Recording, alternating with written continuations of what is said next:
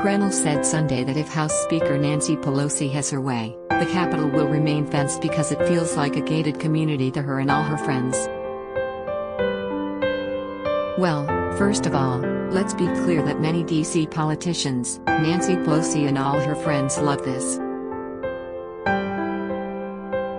This is like living behind a gated community, Grenell told Fox News Sunday Morning Futures. nbsp, they want to be away from the people anyway, Grenell continued. So in many ways they are loving the exclusivity of what's happening in Capitol Hill. National Guard troops were deployed and fencing erected in Washington after a mob of Trump supporters stormed the Capitol building on Jan. 6. Related, Rep. Ocasio-Cortez, Ted Cruz almost had me murdered. Grenell also suggested that Pelosi may not have been aware of intelligence that warned of the Capitol riot before it happened. What did Nancy Pelosi know? Why did they back down from having her come in and testify?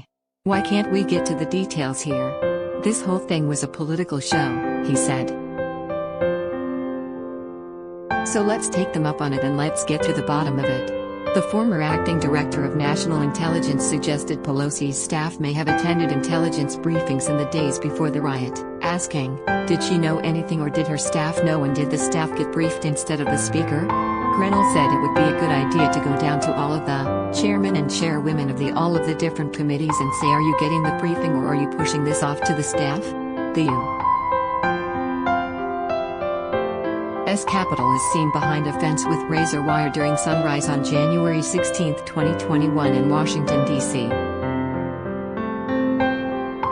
After last week's riots at the U.S. Capitol building, the FBI has warned of additional threats in the nation's capital and in all 50 states. According to reports, as many as 25,000 National Guard soldiers will be guarding the city as preparations are made for the inauguration of Joe Biden as the 46th U.S. president. Photo by Samuel Corum / Getty Images. He said staffers in Washington, D.C. can be incredibly powerful and are often doing the heavy lifting without telling the politicians for whom they work anything but a couple of priorities. Related, Representative Zeldin says Democratic election plan is to call Republicans white supremacists, extremist, Nazis every 2 years. The Capitol riot ultimately led to the impeachment of President Donald Trump by the House. The Senate voted 57-43 Saturday to acquit Trump of an impeachment charge.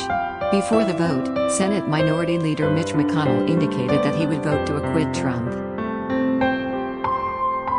Republican Wisconsin Senator Ron Johnson has suggested the fencing remains in place to intimidate Trump's supporters and Republican voters.